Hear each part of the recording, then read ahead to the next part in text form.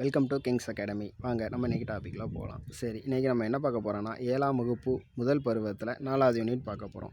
இது வந்து லேப் அசிஸ்டண்ட்டில் இந்த கட்டாயம் இந்த கொஸ்டின் இருக்கும். அதே மாதிரி பிசிக்கும் யூஸ்ஃபுல்லாக இருக்கும். சரி பார்ப்போம். அணு அமைப்பு இந்த டாபிக் தான் இன்றைக்கி பார்க்குறோம். சரி, ஃபஸ்ட்டு கொஸ்டின் என்னென்னா பென்சில் துகளின் தடிமன். பென்சில் துகளின் தடிமன்கிறது என்னென்னா 1 × 10⁻² மீட்டர். சரிங்களா? இதை நீங்கள் எப்படி ஞாபகம் வச்சுக்கிடணும்னா, பென்சில் வந்து 1ஆம் கிளாஸ் மற்றும் நம்ம 2ஆம் கிளாஸ் வரைக்கும் தான் யூஸ் பண்ணுவோம். அதுக்கப்புறம் நம்ம வந்து எனது பென்சிலை போட்டுட்டு பென் யூஸ் பண்ண ஆரம்பிச்சிருவோம். சரிங்களா? அதே மாதிரி தான் இதை நீங்கள் 1, 2 நந்தில் இருக்குது பார்த்தீங்களா, -2 இருக்கா, அதை ஞாபகம் வச்சுக்கோங்க. சரி, 2வது கொஸ்டின் இரத்த சிவப்பணுவின் தடிமன். இது வந்து எத்தனைனா 1 × 10⁻⁴ மீட்டர். இதை எப்படி ஞாபகம் வச்சுருக்கணும்னா, பிளட் குரூப் நமக்கு வந்து எத்தனை இருக்குன்னா 4 குரூப் இருக்கும். ஏபி ஓ அப்புறம் பி. சரிங்களா? இந்த 4 குரூப் தான் ரிட்டர்ன் சொல்கிறேன். ஏபி ஓ அப்படிங்கிற 4 குரூப் தான். பாருங்கள், இந்த 4 குரூப்பாக இதொன்னே நீங்கள் பிசி அப்படின்னு வச்சுக்கலாம். 1 × 10⁻⁴ மீட்டர். சரி, வைரஸ் தடிமன் வந்து எத்தனை 1 × 10⁻⁶. இது எப்படி ஞாபகிப்பீங்க? வை பக்கத்தில் எனது ஒரு கை வைங்க. வைகைங்கிறது எனது ஆறுங்கிறதுனால இங்கே பாருங்கள் 1 × 10⁻⁶ மீட்டர்னு இருக்குது. சரிங்களா? இது ஈஸியாக ஞாபகம் வச்சுக்கலாம். சரி, தூசிங்கிறது 1 × 10⁻⁷. இங்கே 7 இருக்குது.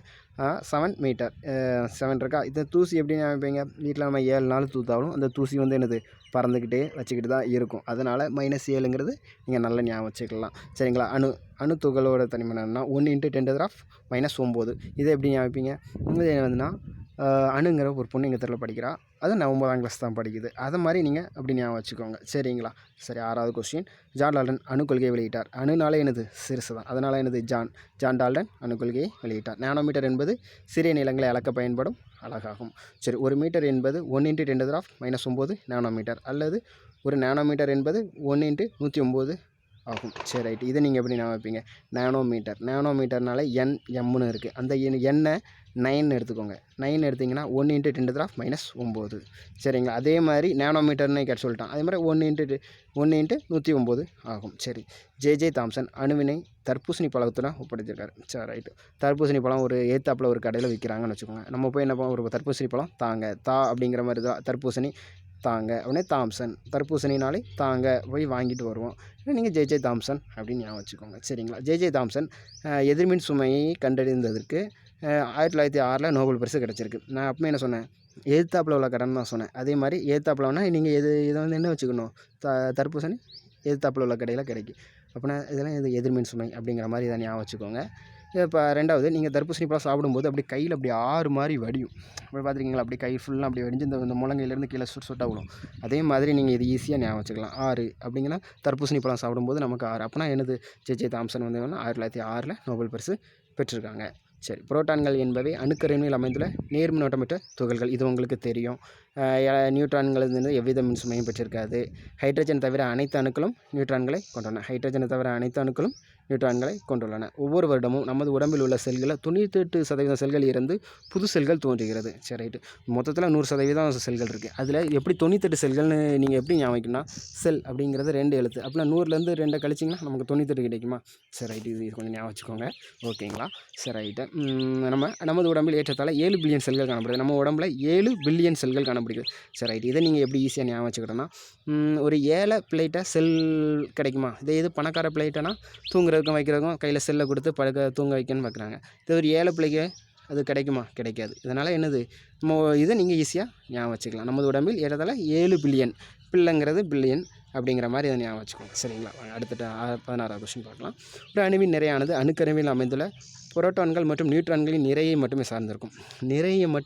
என்னது? புரோட்டான்களோட மற்றும் நியூட்ரான்களின் நிறையை மட்டுமே தான் சார்ந்திருக்கும். இது நீங்கள் என்ன சொன்னால், அணு வந்து என்னது? ஸ்கூலுக்கு பெறப்பட்டு நிற்கிறா அப்படிங்கிற மாதிரி ஞாபகிச்சுக்கோங்க. இது ஊடல எலக்ட்ரான் வரும், அதை மட்டும் மறந்துடுங்க. இது எப்படி ஞாபகம்னா, அணு வந்து என்னது? ஸ்கூலுக்கு பெறப்பட்டு நிற்கா.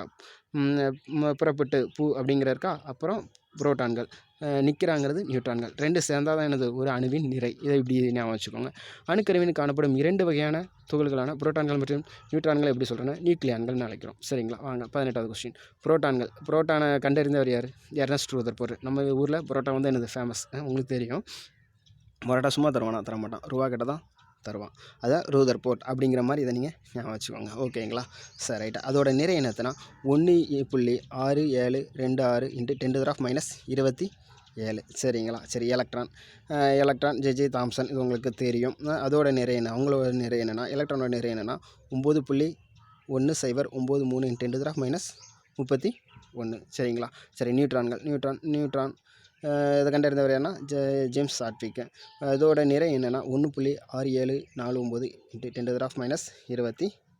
இதை பார்த்தீங்களா இதோட நிறையும் கிட்டத்தட்ட ஒரே மாதிரி தான் இருக்கும். இது புரோட்டான்கள் அதோட நிறையும் நியூட்ரானோட நிறையும் ஒன்று போல தான் இருக்கும். அதனால் நீங்கள் இதுக்கு ரொம்ப டிஃப்ரெண்ட்லாம் இருக்காது, ஈஸியாக நீங்கள் ஞாபகம் வச்சுக்கலாம்.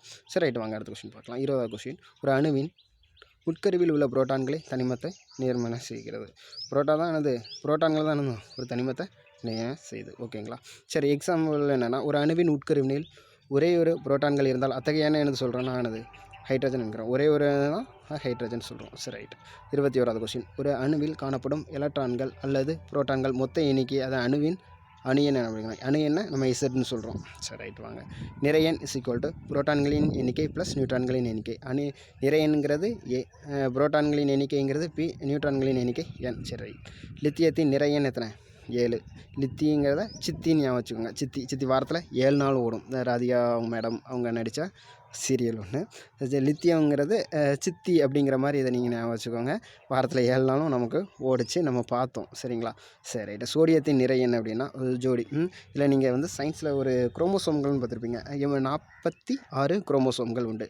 அதை நம்ம சேர்த்தோன்னா ஒரு ஜோடி குரோமோசோம்னா நம்ம உடம்புல எத்தனை ஜோடி குரோமோசோம் இருக்குன்னா 23 குரோமோசோம் இருக்குது. ஜோடின்னு சொன்னால் 23 ஜோடி அப்படிம்போம். அதே இது தனிப்பட்ட முறையில் சொன்னால் 46 குரோமோசோம் அப்படிம்போம். அதனால் சோடியத்தின் ஜோடி அப்படிங்கிறதா அதை நிறையன்னு வச்சுக்கிட்டு 23 அப்படின்னு ஞாபகம் வச்சுக்கோங்க சரிங்களா.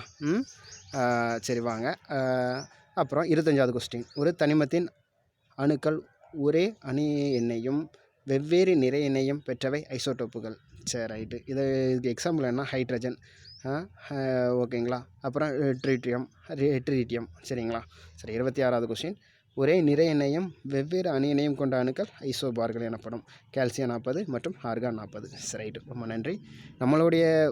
நம்ம சேனலோட மெயின் என்னென்னா டைம் சேவ். அப்புறம் இது உங்களுக்கு ஈஸியாக ரீகால் பண்ணுறதுக்கு உங்களுக்கு யூஸ்ஃபுல்லாக இருக்கும். இந்த ஒரு பாடத்தை நீங்கள் கணக்கு பார்த்தா ஒரு 5 நிமிஷம் 6 நிமிஷத்தில் படிச்சிட்டிங்க. இதை நீங்கள் ரீகால் பண்ணிட்டோன்னா உங்களுக்கு நான் எவ்வளோ தூரம் கொடுத்துருக்கேன். சரி மறக்காமல் சப்ஸ்கிரைப் பண்ணுங்கள். நன்றி வணக்கம்.